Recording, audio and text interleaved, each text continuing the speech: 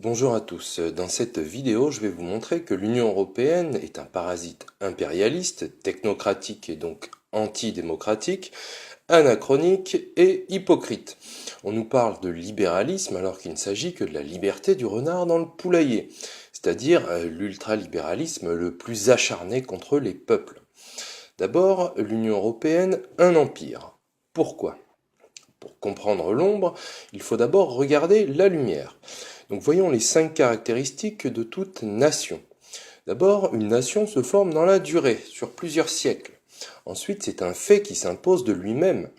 C'est ce que faisait remarquer Philippe Séguin dans son discours devant l'Assemblée nationale le 5 mai 1992.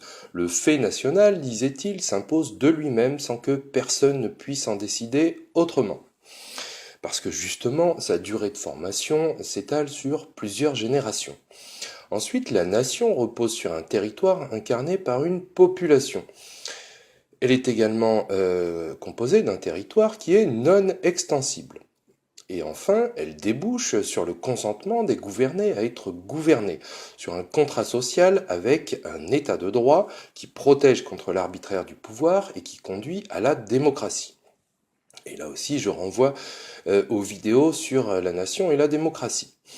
Maintenant, voyons les 5 caractéristiques de tout empire. Un empire s'impose d'abord rapidement, en moins de 10 ans, voire en quelques dizaines d'années. Qu'on pense aux empires d'Alexandre, de César ou de Napoléon. Il s'impose également par une série d'actes volontaristes, par l'achat, la propagande, la corruption, les menaces, les guerres de conquête. Il repose également sur une idée suprémaciste en apparence valable. La Pax Romana, par exemple, pour l'Empire romain, ou la qualité de sauveur du monde pour les États-Unis. L'idée suprémaciste, ensuite, conduit à des actes de conquête et à l'extension d'un territoire qu'on l'appelle pacification, colonisation ou Anschluss. L'Empire, enfin, n'en a rien à fiche du consentement des populations, sauf à les manipuler pour faire croire que le vol est une libération. Alors je fais une remarque qui a son importance. Si se greffe dans la nation une idée suprémaciste, elle se transforme alors en empire colonialiste par la conquête. On peut citer le devoir par exemple de civilisation des barbares par les nations occidentales, entre guillemets, dont Victor Hugo, porté au nu par toutes nos élites traîtresses, s'était fait le héros au Congrès de la paix en 1849. Il affirmait sans gêne que nous sommes les Grecs du monde, c'est à nous d'illuminer le monde, ou encore c'est la civilisation qui marche sur la barbarie. C'est un peuple éclairé qui va trouver un peuple dans la nuit. L'empire est l'antithèse de la nation. La nation a historiquement produit l'état de droit, l'état-nation et le consentement des gouvernés à être gouvernés, alors que l'empire, lui, il écrase tout ça au seul profit de quelques-uns. L'UE a-t-elle donc les 5 caractéristiques d'un empire? C'est la question. D'abord, on l'a vu, nos gouvernants nous l'ont imposé sans notre consentement. Vous pouvez voir la vidéo sur les trahisons. Elle s'est formée rapidement ensuite, en quelques dizaines d'années, depuis 1957, avec le traité signé à Rome pour donner à la CE, maintenant UE, le rôle de successeur de Charlemagne, qui s'y était fait couronner empereur et qui était le premier à manifester une idée impérialiste d'unification politique du continent reprise par Othon Ier, Charles Quint, Napoléon ou Hitler. Ensuite, l'empire, ce n'est pas un fait qui s'est imposé de lui-même, c'est le fruit d'une volonté déterminée qui a posé des actes concrets de conquête appelés pudiquement approfondissement par la trahison et la corruption des élites et qui ont abandonné la souveraineté à l'empire. Elle ne repose pas sur un territoire européen, mais sur une idée suprémaciste européenne. L'union, c'est la panacée, le remède universel à tous les maux, c'est la force, la prospérité, la paix. Son territoire est extensible car il ne repose pas justement sur un territoire mais sur une idée suprémaciste qui justifie l'élargissement de 6 à 28. Je précise que ce qu'on entend par Europe, il n'y a rien de plus flou. Au début c'était la Grèce continentale, comme nous l'apprend l'hymne homérique à Apollon vers -600 avant Jésus-Christ. C'était méditerrano-centrique et fluctuant selon les géographes grecs et latins qui inventaient aussi l'Asie et l'Afrique. en fonction des mers et des fleuves, et ça s'est dessiné, redessiné en contre-jour des expansionnismes perses avec les guerres médiques, romains, barbares ou sarrasins, avant de devenir une idée d'unification géopolitique du continent sous Charlemagne. Donc c'est un territoire variable selon les appétits politiques du moment. La conclusion est sans appel, l'Union européenne a les 5 caractéristiques d'un empire. Ça appelle 2 remarques. La première, c'est que l'Union européenne n'est au final qu'une région de l'empire apatride dont l'empereur n'est pas européen. Je détaillerai ça ultérieurement, il y a beaucoup à dire. Je précise également que les 2 guerres mondiales sont le fait de nations qui étaient porteurs du germe impérialiste, d'une idée odieuse de supériorité, qu'elle s'appelle colonialisme pour la Première Guerre mondiale ou supériorité de la race aryenne pour la Seconde. De peur que les nations ne portent en elles un germe suprémaciste, les gouvernants veulent les détruire. À la poubelle l'État-nation, à la poubelle la démocratie, à la poubelle l'État de droit. Alors, ce que veut Macron l'hypocrite, c'est juste en finir avec la nation. Il parle de lèpre nationaliste, alors même que c'est lui l'agent porteur du germe de la lèpre impérialiste, avec son idée suprémaciste anticonstitutionnelle de souveraineté européenne. Alors cet empire, quelle forme prend-il ? Voyons maintenant l'Union européenne, un empire technocratique. Technocratique signifie que le pouvoir est dans la main des experts, contrairement à une démocratie où le pouvoir est dans la main du peuple. L'Union européenne est dirigée par une caste de technocrates. La Commission européenne et ses 36 000 fonctionnaires a le pouvoir exécutif et législatif. Elle est non élue mais cooptée. La Commission concentre en ce sens presque toutes les compétences des États abandonnés par les chefs d'État et de gouvernement de l'UE suite au traité de trahison notamment, principalement de Rome, de Maastricht et de Lisbonne. Et la Commission ensuite est composée de fonctionnaires nommés qui gèrent des super-ministères. Elle est le pouvoir exécutif de l'UE et elle n'est pas élue. Ensuite, la Commission a le monopole de l'initiative législative. C'est la seule qui peut proposer une loi et c'est la seule qui a les moyens d'imposer ses vues. Elle a donc le pouvoir législatif total. Le Parlement européen, lui, n'est qu'un paravent sans pouvoir législatif réel, sinon celui d'être d'accord avec la Commission. Je vais y revenir après. Les prises de décision du Conseil des ministres se font de l'unanimité vers la majorité qualifiée par effet de cliquet non-retour. C'est irréversible. Ensuite, la Commission n'a de compte à rendre à personne. Depuis le traité de Lisbonne, elle n'est plus responsable devant le Conseil européen qui réunit les chefs d'État et de gouvernement des pays de l'UE. Elle n'est responsable au final que devant les lobbies qui les payent, les commissaires. Ils ont pignon sur rue à Bruxelles. Ces décisions s'imposent dans les ordres juridiques nationaux. Pourquoi ? À cause du principe de primauté du droit communautaire sur tout le droit national découvert d'on sait où par la CJCE en 1964, la Cour de justice, dans son arrêt Costa contre Enel. Supériorité, dit-elle, même sur les constitutions, ce que le traité de Rome ne disait pourtant pas. Mais pernicieusement, le silence du traité de Rome était vraiment hypocrite. Quand on crée un droit parasite et qu'on met en place tout ce qu'il faut pour avoir des points de friction, il va falloir déterminer qui est le plus fort. Et en l'occurrence, on a donné toutes les clés à la Cour de justice. Voilà pourquoi les juridictions nationales ont capitulé pour les lois postérieures contraires, enfin, qui sont nées postérieurement au traité, mais pas pour la supériorité de la Constitution sur le droit, Constitution européenne sur le droit national. Pourquoi ? Parce qu'un juge tire sa compétence de la Constitution nationale. Ça n'aurait pas été le cas si la Constitution européenne était passée en 2005. Et même s'ils nous l'ont refourgué 3 ans après, c'était sous forme de traité. Et donc la Constitution reste la norme juridique fondamentale. Et ça, c'est capital. Ensuite, les décisions de la Commission s'imposent à cause de l'effet direct du droit communautaire qui pénètre le droit national. Là aussi, la Cour de justice a violé le traité de Rome pour l'imposer. Ensuite, à cause du non-respect des décisions de la Commission qui est punie par la Cour de justice. Et enfin, les juridictions nationales, judiciaires, administratives, constitutionnelles ont capitulé devant la Cour de justice malgré la tonne d'inconstitutionnalité qu'ils auraient pu soulever. Dès lors, les peuples n'ont pas leur mot à dire, soit par eux-mêmes, donc il y a une initiative législative citoyenne irréalisable au sein de l'UE qui met en place une arnaque et qui n'a de force contraignante aucune sur la Commission.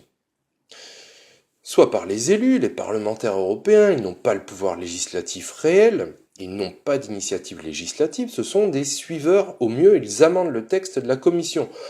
Mais le Conseil des ministres doit alors statuer à l'unanimité dans le processus législatif. Donc ça négocie en coulisses, dans l'opacité, avec les lobbies, pour arriver à un accord. Donc ça magouille en coulisses, et on sait, par exemple, Google a payé officiellement 6 millions d'euros pour son lobbying, qui est approuvé par l'UE. Donc ça se gave en coulisses. Bref, ils sont juste élus pour faire semblant qu'il y ait un petit peu d'élection. La réalité du pouvoir, après, est cachée dans la complexité des procédures et des textes et la réalité des pratiques. Pour les parlementaires nationaux, eux, ils ont abdiqué leur pouvoir de faire la loi le 23 juin 1992. Vous pouvez le voir dans la vidéo Mitterrand et le coup d'État permanent.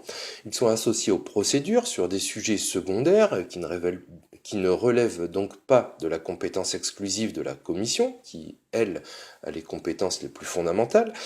Et dans cette procédure, ils n'ont pas le dernier mot. Voilà. Donc pour l'exécutif, les chefs d'État ont engagé la France dans les traités de Rome, de Maastricht et Lisbonne sans l'avis du peuple, en les manipulant ou contre l'avis du peuple. Alors on ne peut pas dire qu'ils représentent le peuple. Pourtant, ce ne sont que des mandants du peuple souverain, qui n'est souverain que si les présidents et les chefs de gouvernement remplissent leur rôle de mandataire et ne deviennent pas des califes à la place du calife. Le rôle du président de la République est clair, il est fixé à l'article 5 de la Constitution. Le président de la République veille au respect de la Constitution, il est le garant de l'indépendance nationale. Où est-il dit qu'il doit piétiner la Constitution, vendre la France et la soumettre à des intérêts privés non élus ? Résultat, notre politique économique et sociale, notamment, se décide ailleurs, à la Commission qui nous oblige à mettre en œuvre des grandes orientations de politique économique, les GOPE. Je ferai une vidéo sur l'enculade des GOPE, donc les GOPE à sec et la novlangue pour seule vaseline. Au total, la construction européenne se fait sans les peuples, comme on l'a vu dans la vidéo sur les trahisons. Les décisions de l'UE se font sans les citoyens et impactent pourtant tous les peuples et les citoyens européens sans qu'ils puissent s'y opposer. L'Union européenne, un empire ultralibéral. Ultralibéral, qu'est-ce? Il y a beaucoup de confusion dans les termes ultralibéral, libéral, mais aussi dans les termes liberté, libre arbitre, tout est mélangé et personne n'y comprend rien. On va démêler en commençant par le libre arbitre. Être libre de faire ce qu'on veut, c'est le libre arbitre. Le libre arbitre, c'est la capacité à faire tout et n'importe quoi, et en général, surtout, n'importe quoi. La liberté, elle, ce n'est pas un brevet de nuisance, la liberté, c'est le bon usage du libre arbitre. Imaginez que vous vous droguiez, êtes-vous libre après ? Non, vous ne pouvez pas faire un usage raisonnable de votre libre arbitre, sauf à lutter contre vous-même, c'est-à-dire que vous ne pourrez plus soumettre sans difficulté vos passions à votre raison. Pareillement, imaginez que vous soyez engagé publiquement et lourdement pour telle ou telle opinion. Et si par A plus B on vous démontre que vous êtes trompé, je vous garantis que vous allez refuser de changer d'opinion en vertu d'une disposition de l'esprit humain commune à tous qui s'appelle le principe de cohérence et en vertu d'autres biais cognitifs. Dès lors, vous ne pourrez plus faire un usage raisonné de votre libre arbitre, vous ne serez pas libre. Sauf à vous faire violence, c'est-à-dire que vous ne pourrez plus soumettre votre raison à la vérité, ou seulement en allant à l'encontre de votre propre nature. Cela étant posé, on peut mieux comprendre ce qu'est un libéral ou un ultralibéral. Quand on est libéral, on prône le bon usage du libre arbitre. Quand on est ultralibéral, on prône un libre arbitre débridé. Maintenant qu'on a vu les définitions générales, il faut appréhender l'aspect économique. Le libéralisme, c'est la recherche de l'efficience économique par la liberté des agents économiques sur le marché, entreprises, ménages. Le capitalisme, lui, recherche l'efficience économique par les rendements d'échelle, c'est-à-dire par l'accumulation du capital, permettant que la productivité globale d'une entreprise soit supérieure à la somme des productivités individuelles de ses employés s'ils devaient s'acquitter séparément de leurs tâches.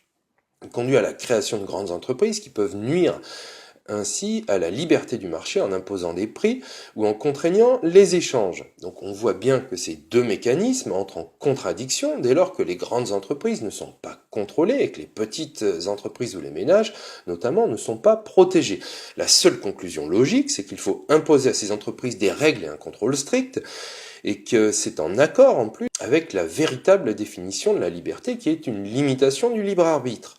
Et c'est loin d'être une idée nouvelle tout ça. Les États-Unis, qui étaient auparavant un pays profondément libéral, ont promulgué dès 1890 le Sherman Antitrust Act, toute une série de lois contre les ententes, les collisions, distorsions de marché générées par les grandes entreprises. C'était du libéralisme anticapitaliste. La situation aujourd'hui est donc la suivante. Imaginons que le marché soit un poulailler. Les poules sont les PME et les ménages, le renard, les multinationales nées du capitalisme, d'où la question, que va-t-il se passer dans le poulailler si les poules ne sont pas protégées, si le renard n'est pas contrôlé ? La liberté garantie pour tous dans le poulailler exige qu'on protège les poules et qu'on contrôle le renard. C'est le libéralisme. La liberté garantie pour tous dans le poulailler sans protéger les poules et sans contrôler le renard, ça c'est l'ultralibéralisme. Alors ceux qui veulent enlever la protection des poules, ne pas contrôler le renard, ce ne sont pas des libéraux, mais des ultralibéraux, des ultra-hypocrites qui veulent capitaliser. L'ultralibéral, c'est le faux cul qui se dit libéral, mais qui veut concrètement tout déréglementer et qui en fait est anti-libéral. Alors, l'UE est-elle libérale ou ultralibérale ? Prône-t-elle la liberté du renard dans le poulailler ou le contrôle du renard et la protection des poules ? Pour le savoir, on n'a pas besoin d'incantation magique, il faut regarder les textes et les pratiques. Alors, que disent les textes ? Donc, voyons maintenant son fondement. À l'article 26 du TFUE, il est indiqué que le marché intérieur comporte un espace sans frontières intérieur dans lequel la libre circulation des marchandises, des personnes, des services et des capitaux est assurée. Donc il reprend le traité de Maastricht qui reprenait le traité de Rome. On va voir un exemple pour la libre circulation des capitaux à l'article 63 du TFUE. Toutes les restrictions des mouvements de capitaux et au paiement entre les États membres et les pays tiers sont interdites. Toutes les restrictions sont interdites. Donc on supprime le contrôle des renards. Et du coup, on force les délocalisations. Le principe est clair, l'UE veut un grand poulailler conçu comme un espace de liberté. Toutefois, dans les textes, voyons que l'UE met en place une politique de la concurrence aux articles 101 à 109 du TFUE, traité sur le fonctionnement de l'Union européenne. Elle semble donc vouloir peut-être contrôler le renard et protéger les poules. Manque de chance, c'est hypocrite, car vis-à-vis du renard, le contrôle est très souple. Elle interdit les ententes, article 101 du TFUE, mais pose des dérogations dont les règles sont continuellement assouplies, avec des règlements de 99 ou de 2002, qui vident le principe de sa substance. Ensuite, elle interdit non pas les positions dominantes, plus de 50% des parts, mais les seuls abus de position dominante sur un marché, article 102. Pourquoi pas mais qui seront, et c'est important, examinés par la Commission européenne, indépendante des États, mais non pas des lobbies, des pieuvres multinationales qui ont pignon sur rue à Bruxelles et dont les pots de vin ne sont pas des pots de vin, mais des cadeaux. Ensuite, elle ne condamne pas les concentrations en amont, mais en aval, en ayant allégé les procédures de notification et d'enquête.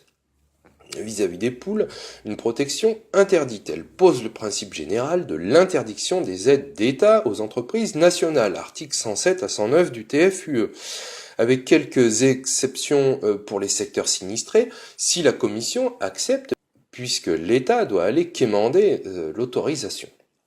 Elle pose ensuite le principe général de l'interdiction des services publics, rien que ça à l'article 106 du TFUE. Je cite les États membres, en ce qui concerne les entreprises publiques et les entreprises auxquelles ils accordent des droits spéciaux ou exclusifs, n'édictent ni ne maintiennent aucune mesure contraire aux traités, aux règles des traités. Voilà pourquoi les secteurs des transports, des télécommunications et de l'énergie, secteurs traditionnels dans lesquels l'État avait investi lourdement, donc les citoyens et leurs ascendants, sont passés à la casserole européenne. Ce sont des proies juteuses.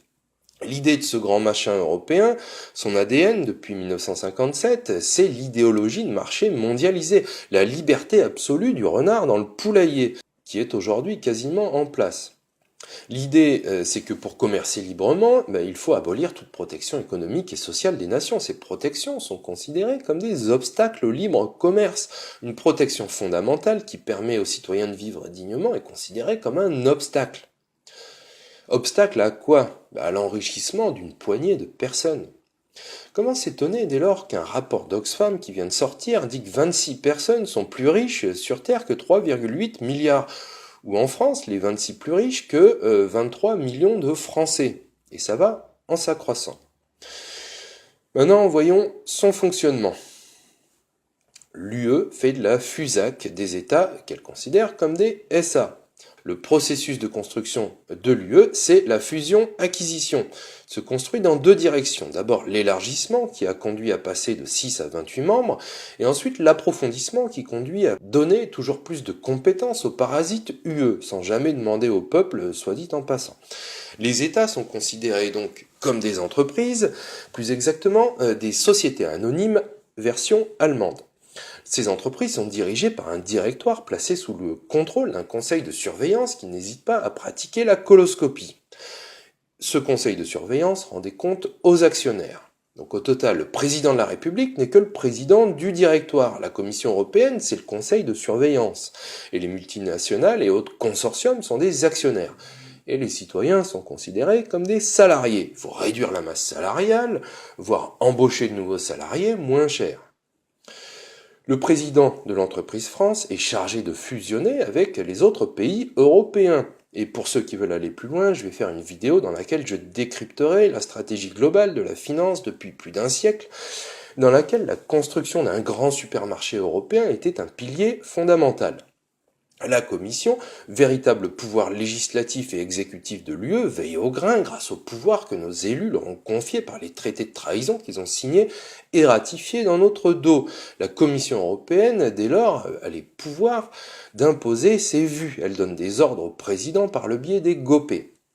Par la technique du soft law, cette même technique utilisée à l'ONU pour la haute trahison du pacte d'émigration de décembre 2018 ou pour la haute trahison du traité d'Aix-la-Chapelle de janvier 2019, une haute trahison par mois, la Commission oblige les États à appliquer le libéralisme le plus acharné à l'encontre des peuples, à les libérer de tous leurs acquis au travers des GOPÉ.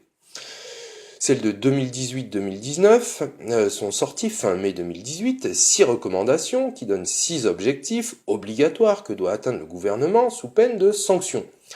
Et bizarrement, le candidat mytho d'En Marche, qui se vantait d'avoir fait des dizaines de consultations à travers le pays auprès des Français, ce dont on doute au vu du mouvement d'insurrection générale, arrive aux mêmes conclusions que la Commission.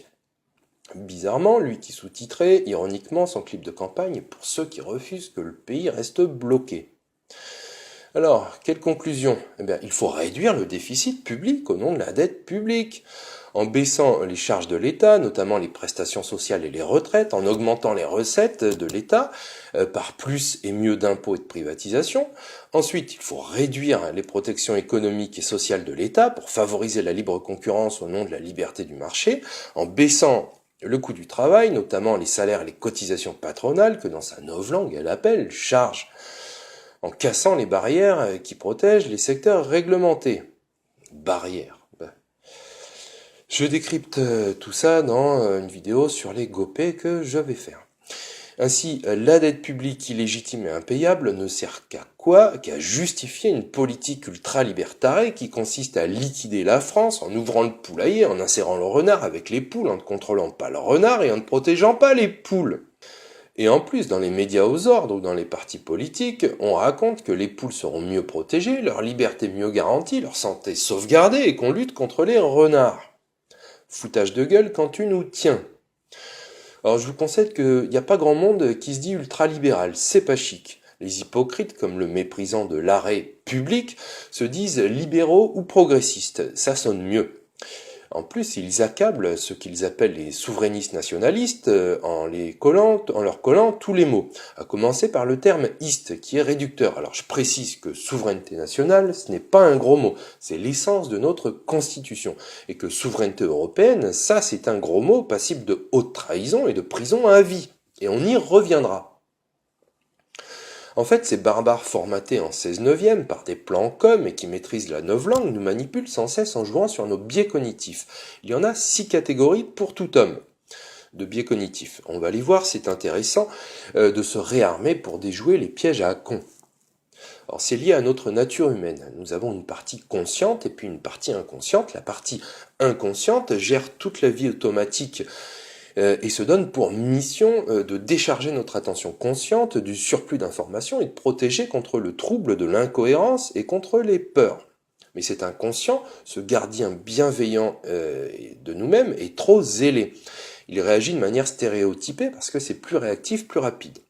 Il nous conduit donc à des réactions préprogrammées et c'est là où les manipulateurs manipulent. Notre inconscient, comme vous voyez, a peur du manque, de la menace, de l'exclusion, de la vulnérabilité, de l'incertitude et de l'impuissance. Tous les marchands de tapis connaissent les ficelles. Ils vont vous dire, pour ce qui nous concerne ici, attention, la nation, c'est pas capable de subvenir à vos besoins. Il faut une Europe pour commercer à bas coût et satisfaire vos besoins, sinon vous connaîtrez le manque. Attention, la nation ne peut se protéger elle-même. Heureusement, ensemble avec l'Europe, on est mieux protégé contre les méchants Russes. Attention, la nation, c'est le rejet, l'exclusion, il faut l'Europe pour s'ouvrir sur le monde. Attention, la nation, c'est la vulnérabilité, ça conduit au nationalisme, il faut l'Europe car l'union, c'est la force. Attention, la nation nationaliste, c'est l'incertitude du respect de la démocratie, il faut des valeurs morales fortes, c'est ce que propose l'Europe démocratique. Attention, la nation est impuissante dans ce monde ouvert à régler les problèmes juridiques, par elle-même, il la dépasse. Voilà tous les pseudo-arguments, qui ne sont pas des arguments, mais une utilisation de nos biais cognitifs contre nous-mêmes par les europistes. Vous couplez ça avec d'autres mécanismes de subversion du comportement comme l'impuissance acquise ou la psychologie de l'engagement, et vous avez un contrôle de l'individu et des masses qui ressemble assez à ce qu'ont théorisé certains auteurs comme Huxley.